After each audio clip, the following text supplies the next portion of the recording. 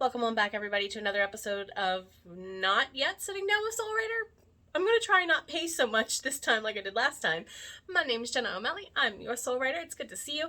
We are looking at the Be Crit process. This is kind of how you consider, instead of just looking at your author business or your book-related business or your services as simply a brand, what is the whole franchising ends of it? Okay?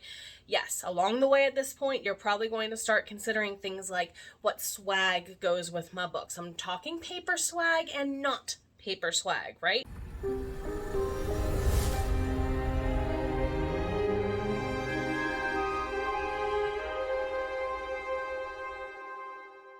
So let's go ahead and look at the next 6 questions in your journal, shall we? We shall. Question number 1. What is your plus or minus 10% for your brand and franchise image when your readership considers it? This is a piece of advice that I heard J.R. Ward give in an interview somewhere here on YouTube, where an indie author asked her for some advice, and she said, plus or minus 10% of Coke is still the taste of Coke. And therefore I added on in reaction to hearing that, yeah, that's why Coke tastes like Coke, not Pepsi. I would like to taste like my brand, not somebody else's brand. And for those of us who are service providers, we really need to make sure we keep that in check, right? This is why I said in a recent episode of The Edit Shift and admitted, this is why I don't always just edit paranormal romance type stuff or urban fantasy romance, vampires, werewolf stuff. I do some contemporary romance. I do some mythological stuff. I do some women's fiction. So that way I'm just not always consuming through what I do in my daily life, my brain input-output consumption. Not like me as a consumer buying stuff, though that applies too, because I watched season 1 of the Black Dagger Brotherhood with Passion Flicks. Did you? Oh my God, Vicious is such... Whew, Sia, you did an amazing job as Vicious. I cannot wait for more bromance with Butch and Vicious. Ugh. Anyway, back on topic. So, okay, not back on topic. A lot of fangirls of the Warden like bromances. A lot of us who write good party banter like bromances. If that's a thing, can you make a comic strip out of it as part of your branding becomes a question? Sure. There's a reason why I'm getting funds together to pay my character sketch artist, Suntroa, to do manga comic book style like art that can be coloring pages for people. It's finally happening. I've been saying it for over 1.5 years. It's happening. It's happening, dang it. And eventually I would like to kind of have that all in an actual coloring book people can purchase. Not just something you get as a bonus from buying the book directly from me kind of deal, right? So you can see where these tiny little swag decisions can be side adjacent things. Do you need to therefore, like we said in a previous video, outsource to somebody? I suggest checking out Jeremy's streams over on Twitch under what he and his wife do. And Suntroa Arts is amazing. Not just because, the name of his company is an anime reference. If you know, you know, Gundam fans. So, what happens when you go too far beyond that plus or minus, for better or for worse, can eventually become a question. Are there realistic corrections? You can provide troubleshooting guides, troubleshooting G's, to the, level that you trust these troubleshooting G's, these guides, that they're your homie G's, right? And sooner or later, you're going to have to kind of figure out what are your standard operating procedures and your boundaries, and, you're going to eventually give yourself those bumper pads and more, so you're always in your strike zone, not your strike out zone, to combine bowling with baseball, two of my favorite sports, okay? So, what are the short-term goals? Definitely becomes a question. If you do HB90 by Sarah Cannon, if you do the 12-week year, if you do any kind of long-term planning, those short-term goals are epic benchmarks or bench posts or checkpoints to bigger projects. Let that be the case whenever possible. So that way short-term planning can then feed into an actionable plan into your long-term planning.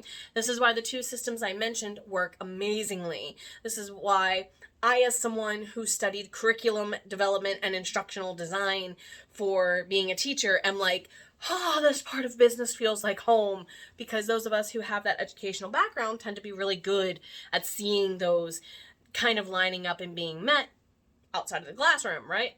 So use whatever skills you do and don't have for that kind of planning and follow through to your advantage.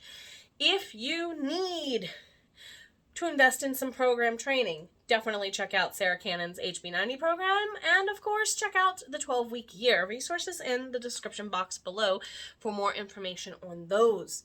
Okay, now in addition to this, if you need a coach, I have openings. So if you need someone to just be an accountability buddy once a month that you check in with, that I have some clients that's all I do. We hang out for 1 hour a month. That's it. And it's a goals check-in, and if we need to meet in between because of making actionable plans together, we can. If I can help you in that strength, reach out. I have openings, my friends. So, what is your realistic projection versus your progressed projection, okay? Your realistic is, this is me if life goes to you-know-where with a handbasket, a packed picnic lunch, Yogi Bear may be going along with Shaggy for the ride. Just saying. Those could be options. That's how low risk you want to take this. Very, very low risk. So, therefore, your progress is going to be your high-end goal. This is you on those days where you know you got everything on the to-do list done. Don't go overachiever mode. Notice I didn't give you a third level there, because some of us are recovering overachievers is why.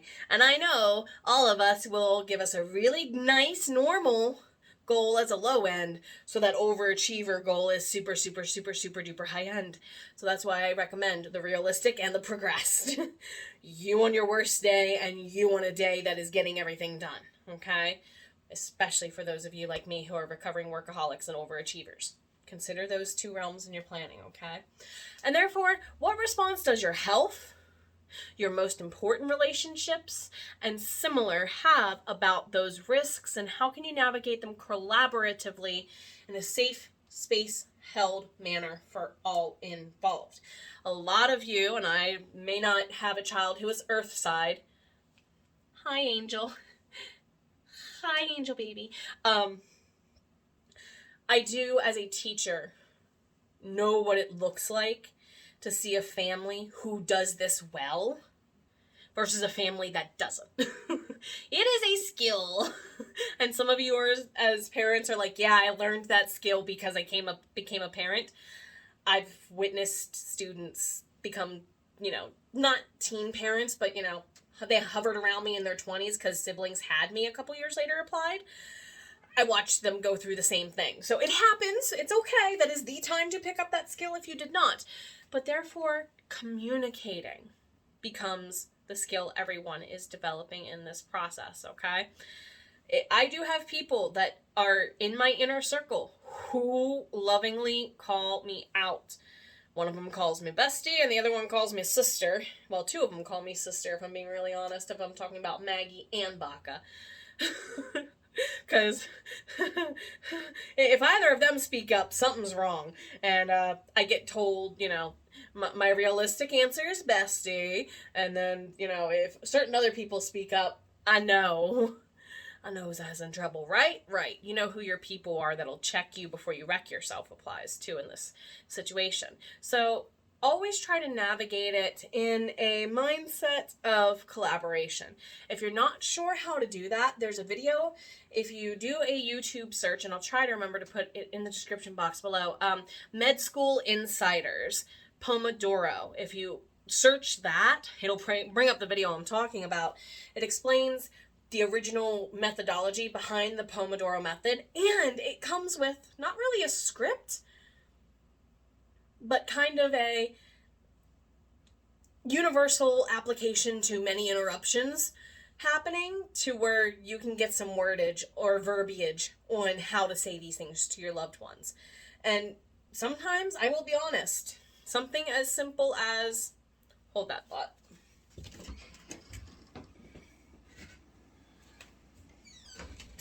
Needs to to put new batteries in it because the batteries are out, but something as simple as this. The batteries aren't lasting but like a minute or so. So I got to change them out now that I have it in here. But I have this. As you can clearly tell, what does the price tag on it say? $3. I got this at like Ollie's Bargain Outlet, Big Lots, dollar store somewhere, discontinued store somewhere.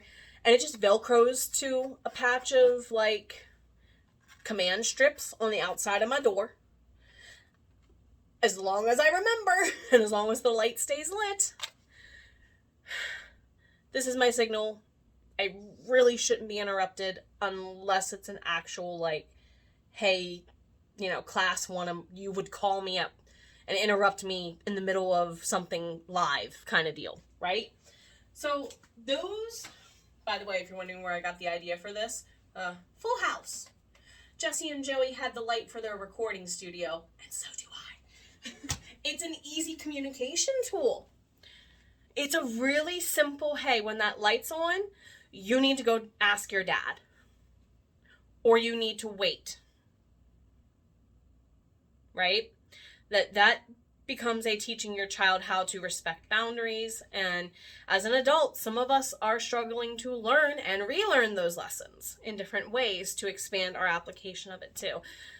Your soul writer included. So, look at the risks. The key is to try and minimize arguments that don't go anywhere and that are only in existence for making you feel like it's only worth giving up. If that's the feedback you're getting, how much of it then is, my question, are you risking making them mad for reasons that aren't healthy? And I'll leave it at that. Okay? You know your circles. As I've told quite a few people very honestly and truthfully from my soul, with all the love of my soul, I have to agree with my father. Take care of you first. Your family and close circle of friends second. Everybody and everything else takes a number after that. Okay? And that includes our day job sometimes. That includes participating in things that we really want to do, but life says, ha ha ha, by the way, no. And that happens, and that's okay too. You need to stay around for you first so that you can take care of others. And more importantly, tell the stories that your soul is screaming to share so desperately. And as a sister-like friend reminded me yesterday, don't believe the imp. They're a little hobgoblin for a reason. Take care of yourself. Above all, now more than ever, you, your stories, your audience, what you share in between through your stories, it all matters. Even if you feel like you're screaming into the void, all the blue hearts to you today.